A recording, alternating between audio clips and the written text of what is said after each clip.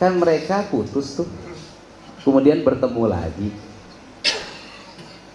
Gimana sih kangennya orang putus kalau bertemu lagi? Yo bro, jangan lupa subscribe bro. Balik lagi di channel YouTube gua, Mario Hilman.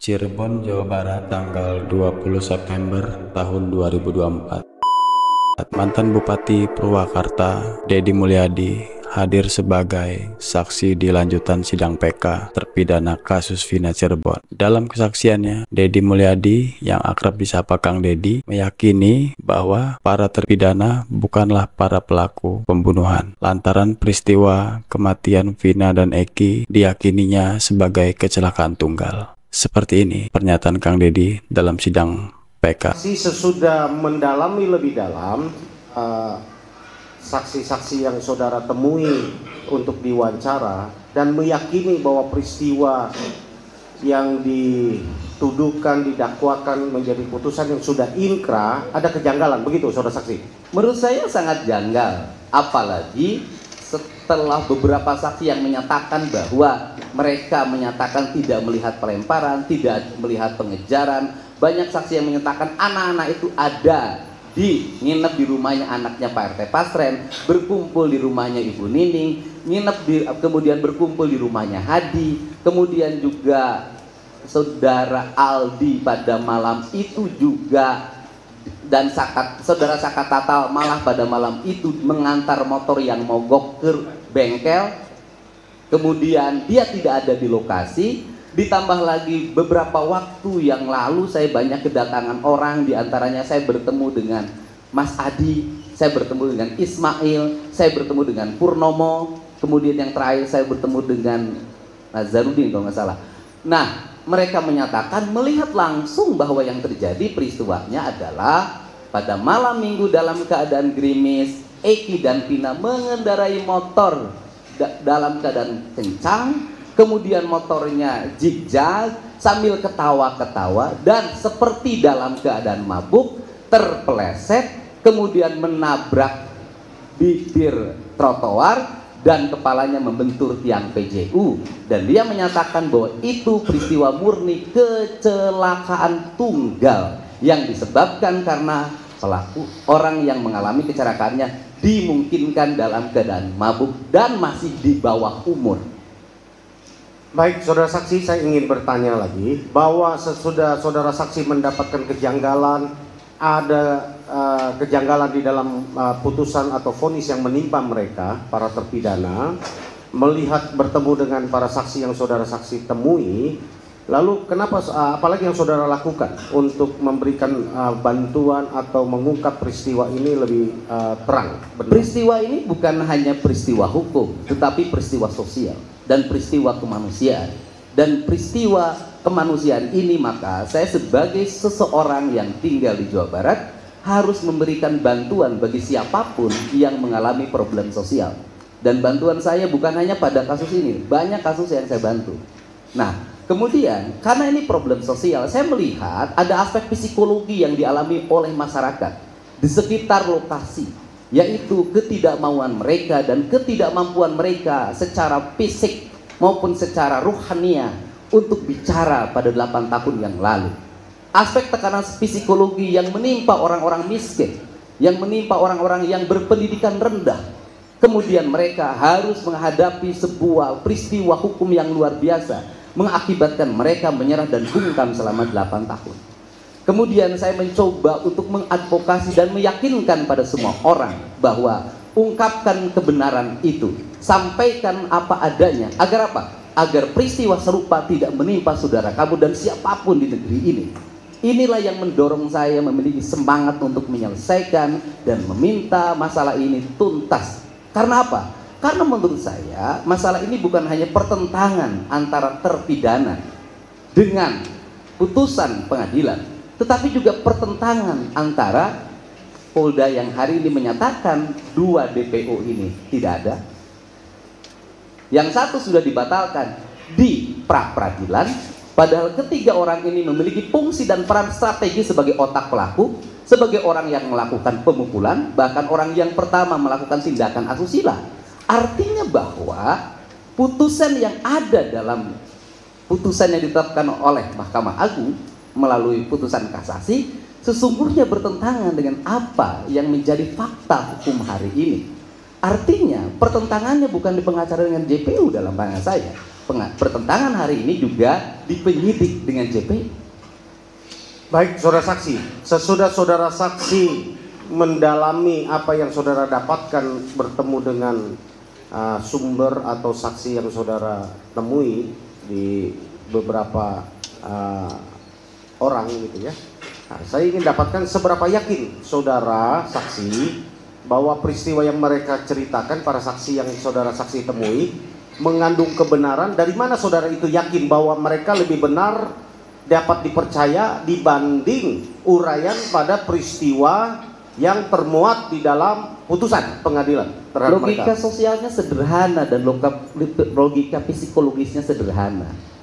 Apa dasar orang-orang kecil dari Kudus? Apa dasar orang-orang miskin dari Bekasi bertemu dengan saya? Apa dasar saudara Dede ingin dipenjara karena merasa berbohong pada tahun 2016? Dasarnya cuma satu, mereka punya hati. Dan bagi saya kebenaran yang tertinggi bukan kebenaran akal. Kebenaran yang tertinggi adalah kebenaran hati.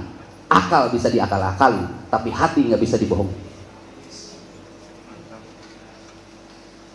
Baik, saudara saksi, kami ingin menanggapi pertanyaan kepada saudara saksi. Ada yang mengatakan para saksi itu berbicara kepada saudara saksi oleh karena saudara saksi menjanjikan sesuatu, berikan sesuatu. Apa benar itu? Saya tidak pernah menjanjikan sesuatu. Saya hanya memberikan perlindungan pada mereka. Mereka adalah orang-orang yang terancam. Saksi tidak mengalami ketenangan dalam hidupnya. Dan tugas saya sebagai manusia adalah menyampaikan pesan-pesan Allah pada mereka, untuk menjaga mereka agar berkata benar. Dan negeri ini memerlukan orang-orang yang berkata dengan hati, bukan hanya berkata dengan logika. Yang saya lakukan adalah panggilan hati nurani, tanpa ada paksaan dan tujuan apapun. Dan saya berani mempertaruhkan apapun dalam hidup saya untuk melindungi mereka dan membebaskan 7 terpidana yang saya yakini tidak salah. Dan negeri ini tidak boleh membiarkan ada orang yang mengalami kecelakaan, kemudian mohon maaf orang itu juga tamat SMP, padahal bapaknya seorang anggota, dan tiap malam menurut keterangan temannya itu nongkrong minum minuman keras. Apakah negara akan membela yang tukang minum dan mempenjarakan orang-orang miskin? Baik, saudara saksi, itu kami perlu confirm, apakah saudara saksi yakin dengan apa yang saudara saksi sudah wawancara, sudah temui, ya. Seperti saudara saksi sudah uraikan tadi, dengan niat yang baik, ya. Walaupun ada yang menghembuskan terkait bahwa saudara mengambil keuntungan, saudara mengambil momen terkait dengan pencalonan saudara menjadi gubernur, ya. Mungkin saudara saksi bisa jelaskan. Yang pertama, bahwa saya meyakini betul kebenaran orang-orang kecil. Saya meyakini betul orang kecil, orang bodoh yang tidak tamat SD berkata dengan hati. Kemudian yang kedua, persoalan pengambilan momen politik bagi saya nggak ada kaitannya. Sebelum kasus ini saya sudah memiliki elektability yang cukup kalau ngomong politik. Sebelum kasus ini medsos saya sudah memiliki pengikut yang banyak. Dan kalau bicara politik, pertanyaan terbalik, apakah saya sebagai seorang politisi tidak mengambil resiko? Dan saya juga mengambil resiko. Dan saya juga beresiko. Tetapi orang harus mengambil resiko untuk sebuah kebenaran. Sesudah saudara saksi mendapatkan semua fakta yang dijelaskan tadi, apa yang menjadi alasan utama saudara saksi membawa kasus ini untuk ditangani ke Bapak Profesor Dr. Otto Hasibuan? Karena ini harus ditangani oleh orang yang profesional. Tetapi di balik itu, ini juga harus ditangani oleh orang yang memiliki hati. Dan saya melihat Pak Oto seorang profesional pada profesi sebagai seorang advokat dan pengacara, tetapi dia sering menangani persoalan-persoalan yang mengandalkan hati untuk melakukan pembelaan. Saya sering menangis ketika melihat dia bersidang dan melakukan pembelaan terhadap klien. Dan dari situ saya berharap kasus ini bisa selesai di tangan Pak Oto.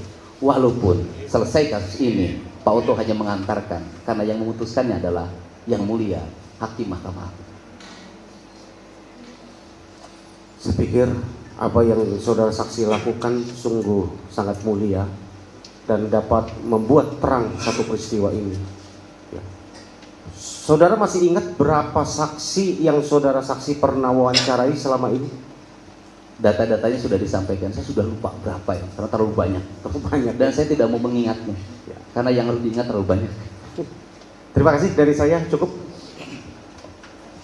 Baik, saya lanjutkan. Saudara saksi tadi mengatakan ada kejanggalan. Ada nggak yang spesifik kejanggalan dari kejadian ini? Kalau saya bukan spesifik ya, semua hal janggal. Jadi nggak bisa dikatakan ada yang spesifik dari kejadian. Semua hal janggal. Semua janggal. Semua janggal. Silahkan, dari seluruh prosesnya janggal. Dari apa yang dituduhkan janggal. Putusannya juga janggal. Nah, dari kejanggalan-kejanggalan ini kemudian saudara saksi mengadakan atau membuat langkah-langkah seperti tadi yang disebutkan, membawa kepada Pak Oto dan lain sebagainya. Kira-kira saya menganggap saudara saksi adalah tokoh di Jawa Barat ini. Apa sih yang saudara inginkan dari kejadian ini, kok demikian menggebu-gebu, demikian bersemangat dan lain sebagainya? Yang saya inginkan adalah catatan sejarah. Tidak boleh ada sebuah peristiwa orang dihukum tidak bersalah. Yang dihukumnya banyak dan seumur hidup. Pertanyaannya adalah, maukah saudara kita diperlakukan seperti itu? Maukah anak kita diperlakukan seperti itu? Maukah cucu kita diperlakukan seperti itu? Tidak. Jangan sampai ada karma karena peristiwa itu. Setuju gua setuju sama Kang Deddy Mulyadi. Kang Deddy Mulyadi ini ngasih jawaban pertanyaan dari pengacara para terpidana. Jawabannya luar biasa. Gua di luar nalar lah pokoknya. Jawabannya sampai para pengacara ini diem loh guys. Nanti lo lihat nih di ujung-ujung sidang, ini pengacara semua yang di dalam ruangan sidang ini meneteskan air mata. Gue juga sama meneteskan air mata. Saya orang yang mengikuti hati dalam hidupnya. Kalau saya bercerita, saya orang politisi. Saya pernah menjadi wakil bupati, jadi anggota DPR. Saya orang yang tidak pernah punya catatan. Orang yang tidak pernah menulis, orang yang tidak pernah bawa laptop. Apa yang saya sampaikan dimanapun, saya tidak pernah mengutip. Saya hanya menyampaikan pesan hati saya. Dimanapun, baik di rapat DPR, baik ketika jadi bupati, di rapat paripurna DPRD, baik di depan masyarakat, lihat, tidak pernah saya membawa catatan dan tidak pernah saya nyontek. Hidup saya selalu mengikuti apa kata hati saya. Dan saya yakin kata hati itu ada yang menuntunnya. Dan saya memang dituntun untuk bertemu dengan 7 terpidana. Dituntunnya ceritanya panjang. Saya harus mengalami perpisahan hidup dengan anak. Selama 3 tahun saya hidup sendiri. Dan ternyata Allah menjawab kesendirian saya bahwa saya harus bertemu dengan 7 terpidana ini. Kalau saya tinggal di rumah sebagai orang yang memiliki kecukupan, menimang anak saya yang paling kecil, saya hidup bahagia dengan keluarga, mungkin saya tidak akan pernah dipertemukan dengan 7 orang ini. Dan rupanya saya bisa menjawab bahwa kesendirian saya, pertapaan yang saya lakukan telah dituntun saya bertemu dengan 7 orang ini. Sulit dijelaskan secara logika, tapi bagi orang yang senang terhadap proses-proses pembenahan diri dan spiritualitas akan memahami. Ya, baik. Terima kasih banyak, saya juga jadi tersentuh nih. Terakhir saya ingin menanyakan, dari semua rangkaian kegiatan dari awal saudara ikuti sampai hari ini, saudara saksi meyakini mereka tidak melakukan perbuatan itu? Saya meyakini mereka tidak berbuat karena peristiwanya bukan pembunuhan tapi kecelakaan. Artinya saudara saksi meyakini mereka bukan pembunuh? Mereka bukan pembunuh, bukan 1000%. 1.000.000% saya yakin hari ini. Semoga kasus Vina ini cepat selesai dan nggak ada berkepanjangan lagi, ya kan? Kita ganti ke topik yang lain, karena ini kasus ini udah 4 bulan mau jalan 5 bulan ini, luar biasa. Kalau kita orang beragama, kita percaya bahwa hukum Allah di atas segala hukum. Siapapun yang hadir dalam ruang sidang ini, kalau masih tegar tengkuk, masih mengeraskan hatinya melihat peristiwa ini dan tetap meyakini bahwa peristiwa ini pembunuhan, biarlah nanti Allah yang akan berperkara dengan mereka. Cepat atau lambat Allah akan berperkara dengan mereka, siapapun. Satu hal yang perlu saya sampaikan, saya pertanyakan, saksi melihat kasus ini sebagai kasus problem sosial. Kalau saya tidak salah tangkap tadi, kasus ini sebagai kasus problem sosial, sehingga saksi tertarik untuk menelusuri, untuk berusaha mencari kebenaran. Saya sangat tertarik ini, itu pertama. Yang kedua, saksi mengatakan peristiwa ini adalah pertentangan sesungguhnya antara penyidik dan JPU.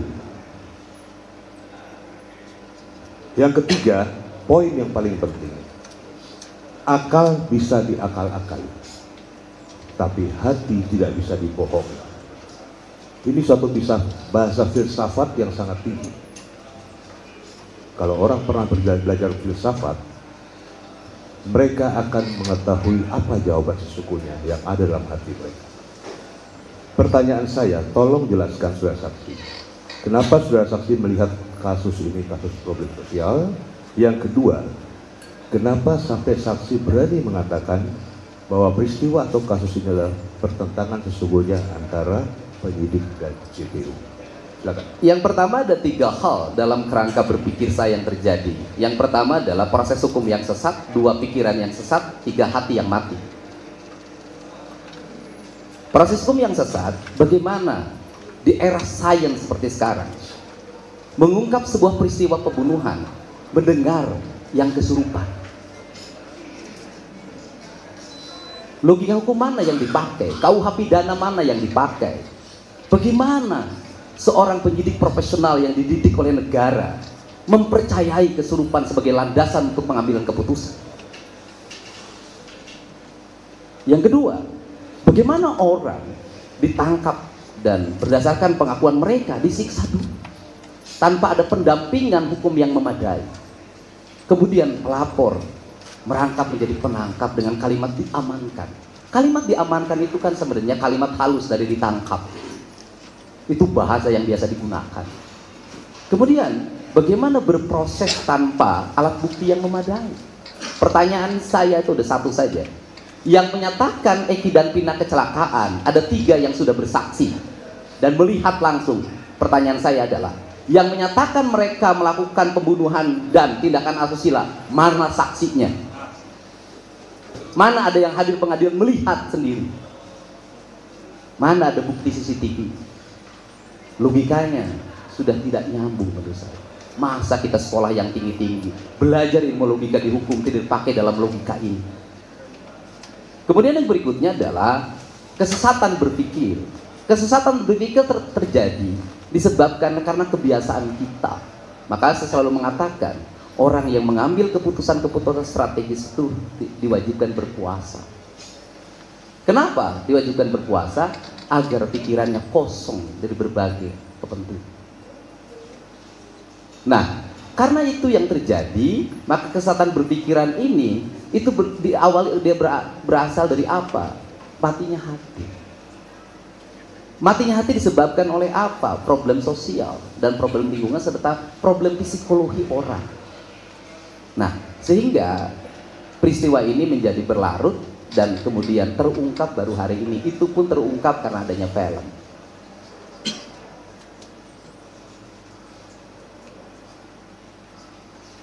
Dan menjadi ramai lagi karena Peggy ditangkap. Baik, saudara saksi, jawaban saudara saksi sangat normatif, tapi realistis. Saya ingin menanyakan pada saudara saksi, tadi saudara saksi mengatakan ada 3 orang yang melihat para pemohon pada saat peristiwa ada menginap di rumah anak Pak RT Pasrek. Yang kedua, ada saksi yang melihat adanya kecelakaan tunggal.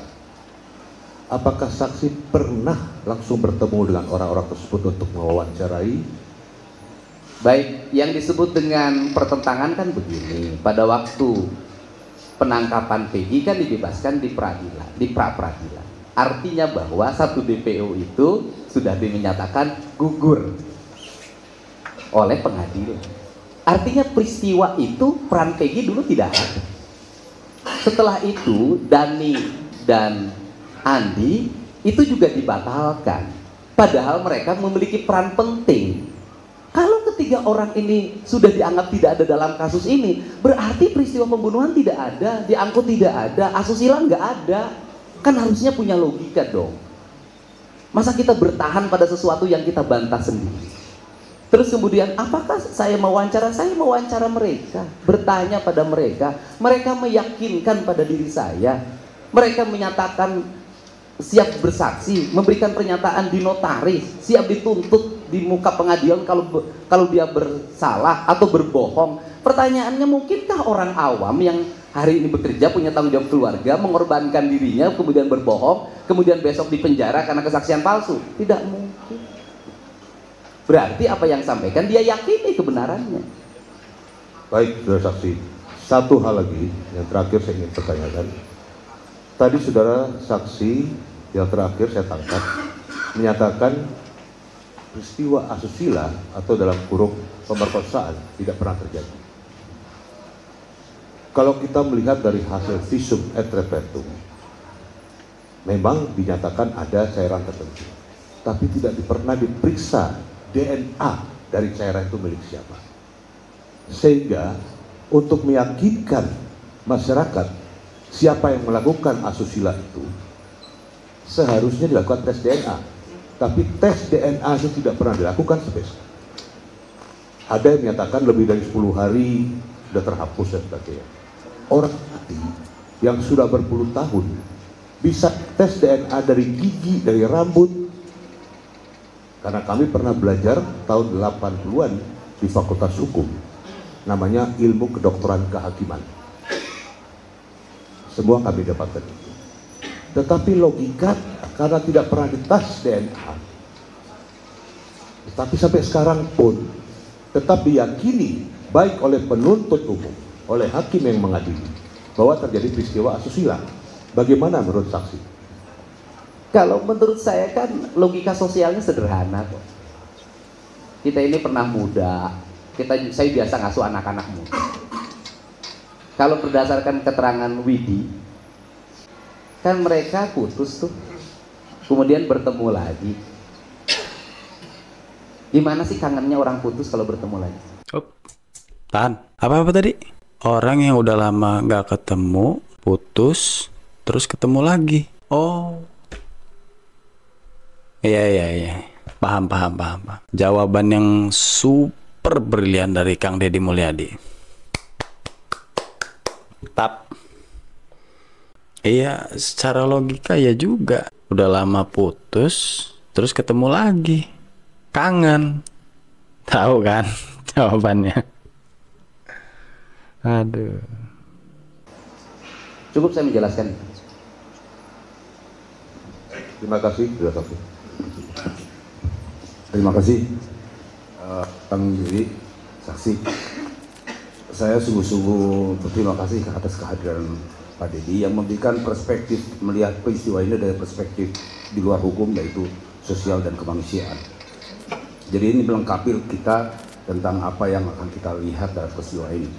Pertanyaan yang ingin saya sampaikan kepada Pak saksi adalah, sejak kapan Pak Dedi itu saksi memiliki kepedulian kepada hal-hal yang kemanusiaan, dan sampai kapan? Terima kasih. Ya, saya bertindak kemanusiaan sudah sejak kecil, Pak. Bukan baru hari ini. Saya kuliah membiayai sendiri, ya sebenarnya nggak boleh bercerita begitu. Saya kuliah membiayai sendiri, jualan bala-bala, Pak. Tapi saya punya anak asuh, Pak. Saya jadi anggota DPR, saya konsen pada sosial. Saya jadi wakil bupati, konsen pada sosial. Cuma bedanya waktu itu belum ada rekaman, belum ada video, sehingga terdokumentasikan. Itu setelah saya bupati periode kedua, itu pun tidak terlalu konsen dan direkam betul dan didokumentasikan setelah saya jadi anggota DPR, karena itu kebutuhan agar masyarakat melihat bahwa anggota DPR itu ada kerjanya, ada produksinya. Jadi kalau lihat konten sejarah kehidupan saya, konsen terhadap masalah sosial bukan hal baru, nggak tahu sudah berapa deh yang dibantu, dan urusan hukum seperti ini juga bukan hal baru, sudah banyak yang saya bantu. Saya punya pengacara di Purwakarta yang khusus menangani kasus-kasus sosial. Sampai hari ini saya punya, yang saya biayai untuk menangani orang-orang miskin yang berperkara. Baik, terima kasih sudah saksi. Tadi sudah saksi sudah sampaikan. Sekali lagi, saya mengetuk pintu hati kita semua yang hadir dalam ruangan ini. Janganlah tegar tengkuk, janganlah mengeraskan hatimu, karena nanti Allah Subhanahu wa Ta'ala yang akan berperkara dengan kalian. Baik pribadi, keluarga kalian, istri, anak, suami akan mendapatkan. Terima kasih. Cukup ya? Baik, saya kira cukup. Salaman boleh Pak. Silakan, satu-satu ya.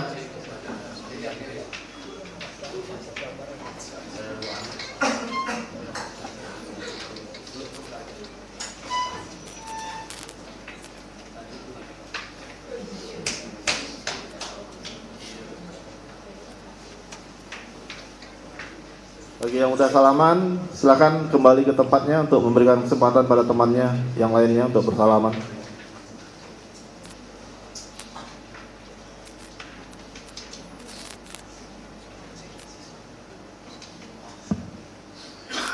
Cukup ya? Saya kembalikan KTP-nya. Nanti ketinggalan di sini bisa. Ya, terima kasih Pak. Cukup sampai di sini. Buat kalian yang suka dengan video ini, silakan di like dan di share, dan jangan lupa di subscribe. Sampai ketemu di konten reaction berikutnya. Thank you.